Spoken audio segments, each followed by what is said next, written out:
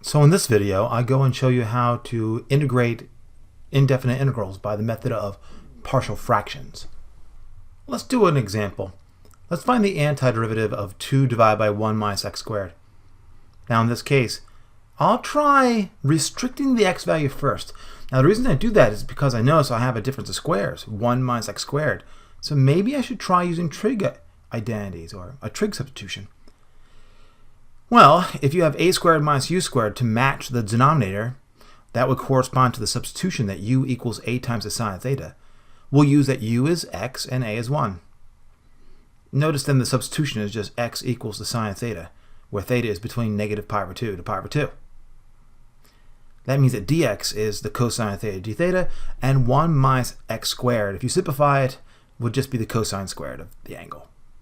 Now we just make those substitutions. We get the resulting integral. And after I cancel the cosines and then rewrite that in terms of secants, we get that as our new integral. Now we all know the antiderivative of secant, so that should give me that answer. Also, I know that x equals the sine of theta. So using a little reference triangle, I can write this integral is actually equal to that expression. And that's normally what I would stop. But notice that I can combine those two fractions. And then also I can bring the 2 and write it as a power on the expression that the logarithm is applied to. By doing so, it would then cancel the square root. And then there's a common factor between those numerator and that denominator of 1 plus x. So if I cancel that, I get that nice looking answer. Let's see if we can make this process go a little bit faster. Here's the original integral and the answer. Remember though, I got that by artificially going and restricting x between negative 1 and 1, or else I could not possibly use the sign substitution, as that always goes between two rounds, between two different values. And without that, there would be no way to reverse the process of using the trigonometric substitution. But if you ignore that original restriction and just look at the two expressions, you notice that they actually have the exact same domain. They have the domain of just everything except where x is 1 and negative 1. And in fact, by differentiating the left-hand side, you notice that you get the correct answer. So actually, the integration I gave you is not just the answer from negative 1 to 1, but actually for all x. I'd love to make this go faster. In fact, if we had only known that that equation was true ahead of time, then immediately you would have gotten that the integration is this, which would have gotten us the answer. So our goal now is to figure out in what cases, if we have a rational expression, can we write it as a sum or difference of others that are hopefully a lot simpler, and then we can integrate these new fractions instead.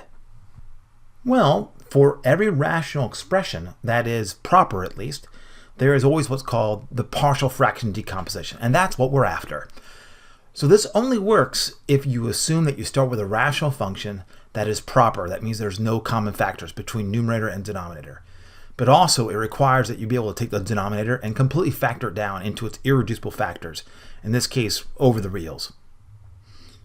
Suppose you have a linear factor ax plus b that were to divide the denominator, and assume that ax plus b to the nth power is a factor of the greatest degree that actually still divides into that denominator. To that factor, just assign a sum of fractions of this form. Notice the denominator is the original linear factor raised to ever increasing degrees, and the numerator, a sub 1, a sub 2, and so on, those stand for unknown constants. If you have ax squared plus bx plus c to divide into the denominator, and we assume that ax squared plus bx plus c to the nth power is just the factor of greatest degree that still divides into the denominator, to that factor you can then assign another sum, which is a sum of fractions.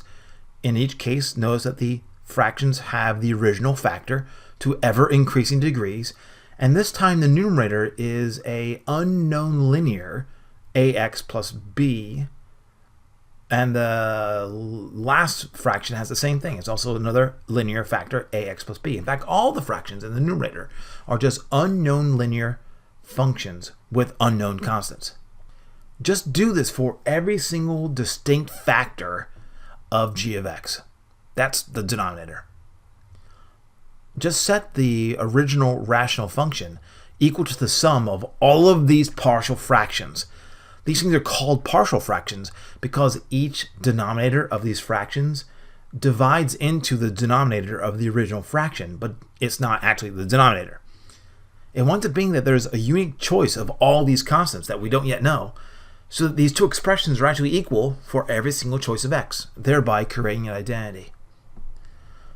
Well, if you want to find these constants in order to find out how to find the partial fraction decomposition, just aim to get an equation for each of these constants in the constants that you have present.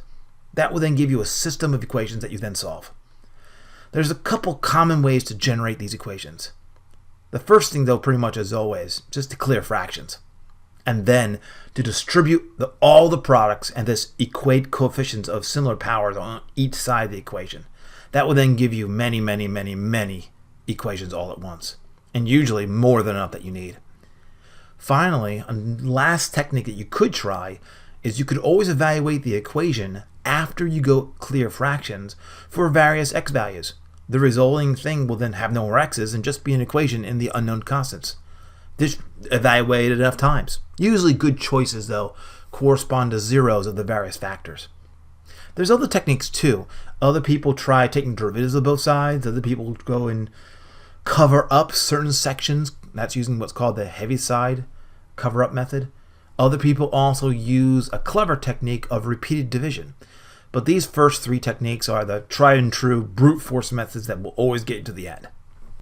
Let's go ahead and do this particular indefinite integral. Notice that the integrand is a proper rational function. So I will begin with the technique of using partial fraction decomposition. To do so, I need to take the denominator and I got to factor it. So clearly factors into two linears, where this would be x plus 2 and this be x minus 1. For the factor x plus 1, the highest power on it is 1. So there'll be one factor, there's one fraction in the partial fraction decomposition corresponding to that factor. And the numerator is an unknown constant. For the factor x plus 2, the power on that is just 1. So there'll be one fraction in the partial fraction decomposition corresponding to it, and it's again, in the numerator, there's another unknown constant. I then add all of these partial fractions together. There is some choice of a and b, so that this is an identity, and a and b is unique. The first step is to clear fractions. So you get 3 is equal to a times x plus 2 plus b times x minus 1. From here, there's many, many techniques that people use to find out what the corresponding choices of a and b are. One tried and true method is to simply just distribute the right-hand side and add up all the like terms. You'll notice that you get an a plus a b x, and then you'd have plus a 2a minus b, and that's equal to 3. Now, the only way these two things can be equal to each other is that the coefficients in front of similar terms is exactly the same. So on the left-hand side, there is a term that has an x in it. It's just 0x. So then, that means by comparing coefficients for the x term, you get that a plus b, whatever it is, it's got to be 0. Similarly, comparing the constant term, you would get 2a minus b is equal to 3. Now it's just a matter of solving that particular system. And there's a number of techniques. You might have learned what's called the Gaussian elimination. You could have also learned the substitution method. You might have also learned the elimination method. There's lots of methods. In this case, though, if I just add these equations together, notice that you get 3a is 3. That means a is 1. And by looking at the first equation, that implies that b is negative 1.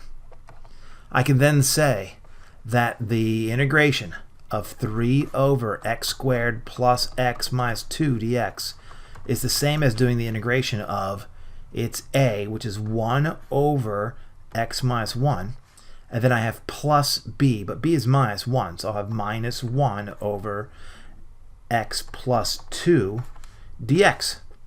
And that's obviously very easy to integrate. That's the natural log absolute value of x minus 1, and then minus the natural log absolute value of x plus 2 plus c, and we can collapse that into one logarithm, the natural log of x minus 1 all over x plus 2 plus c. And that's the answer to that problem. Let's go ahead and do it again. I will once again go and integrate this particular rational function. Notice that it is proper. There's no common factor that divides the numerator and the denominator. So my first step is to go ahead and try to find the partial fraction decomposition. So I have 4x squared plus 2x minus 1 divided by, I need the denominator to be factored. That would be x squared times x plus 1. That is completely factored down to irreducible factors over the reals. I can't factor any of the pieces any further.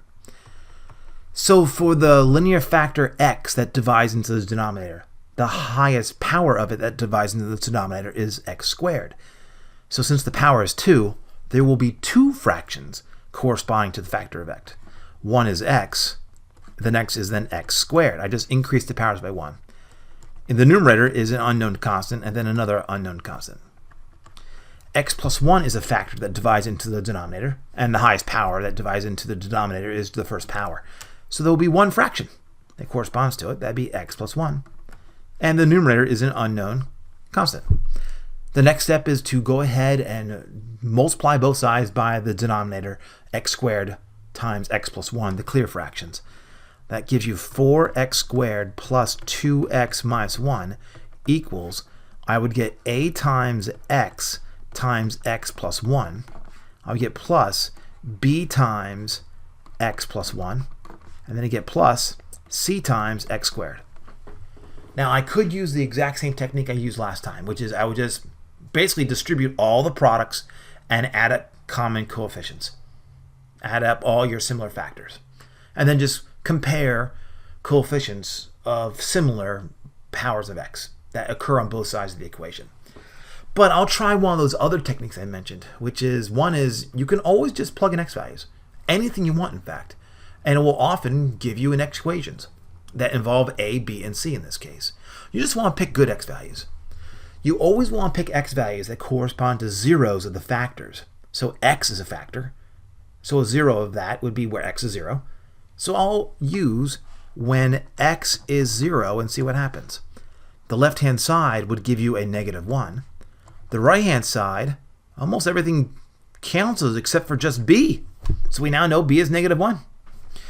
Also, x plus 1 is a factor, and a 0 of that would be -1. So I'll try x equals -1. So on the left-hand side, you'll get 4 times -1 squared plus 2 times -1 minus 1. So that'd be 4 minus 2 minus 1. That's 1. That would then equal. If you evaluate the right-hand side with -1, once again, a lot of things just cancel, and you're left with just c. It's nice, right? So the last one would be, I don't have any more good x values, so I could try, let's say, x is 1. See what happens? The left-hand side would then be 4 plus 2 minus 1. That would be 5. That would then equal 2 times a plus 2 times b plus c. Thing is, though, I know what b is. I know what c is. So that's 5 equals 2 times a minus 2 plus 1. So that would then mean that 2a must have been, well, that would have been 6. That means then a must have been 3. So I now know what a, b, and c equal. So I can then write down the integrals. To save a little space, I'll just write big equals this time, big equals.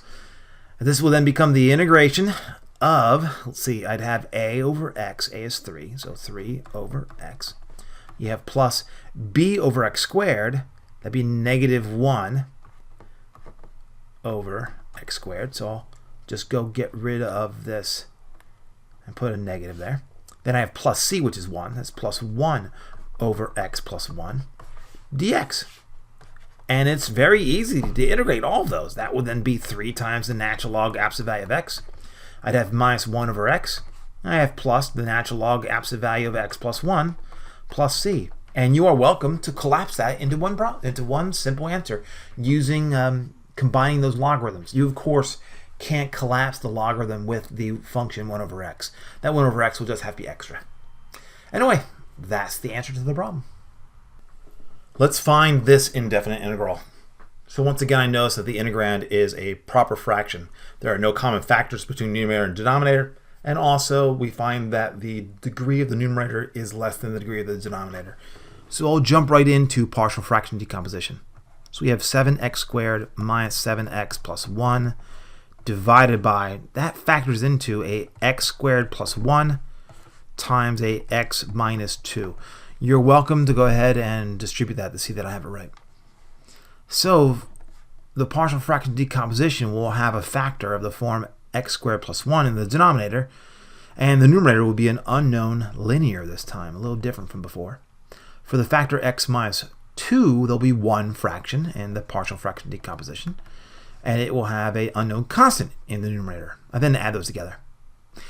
I'll begin to find those coefficients a, b, and c that will reduce this equation to an identity. It's something that's always true for every choice of x by clearing fractions. So if you multiply both sides by my original denominator, we would then have ax plus b multiplied to a x minus 2 plus a c times a x squared plus 1.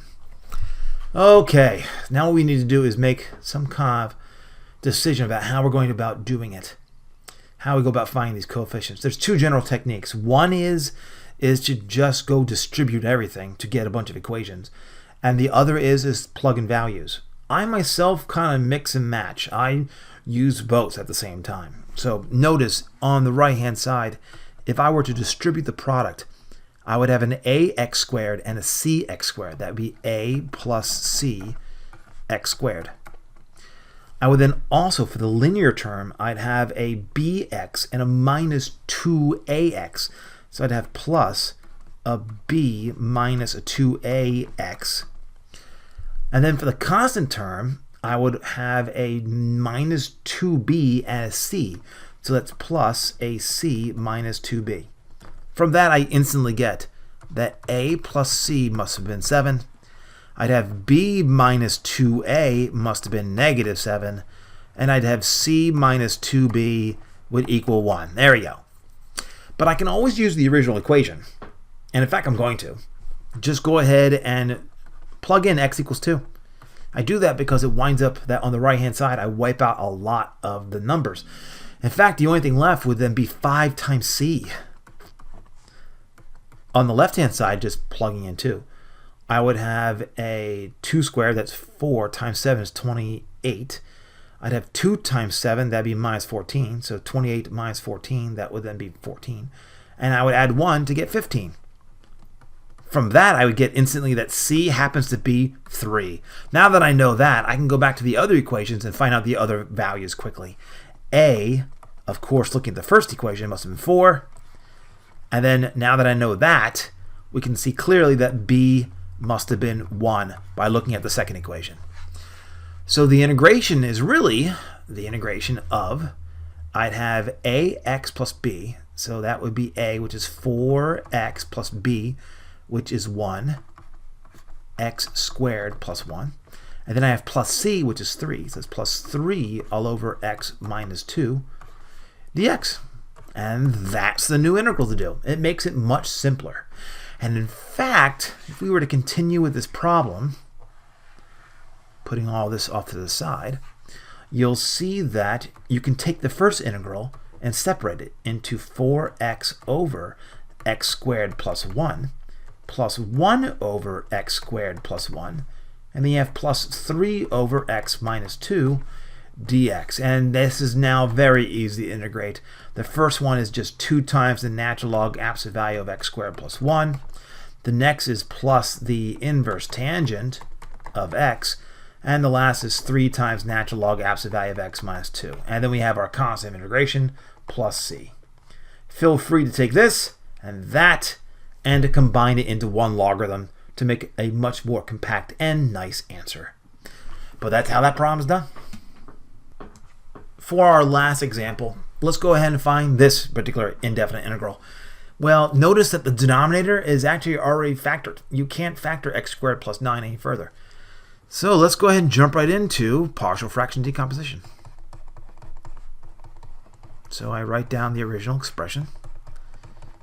And since it's a proper rational expression where the degree of the numerator is less than the degree of the denominator, I can write this as a sum of this time two fractions. One is x squared plus 9 divided into ax plus b, and the other is x squared plus 9 squared, where the numerator is cx plus d, another unknown linear. There you go. Once again, there are values for a, b, c, and d, so that this equation is an identity. It's something that's true for every single choice of x. To find a, b, c, and d, I'll clear fractions right away to get 3x squared plus 4x plus 27 is equal to ax plus b multiplied to x squared plus 9.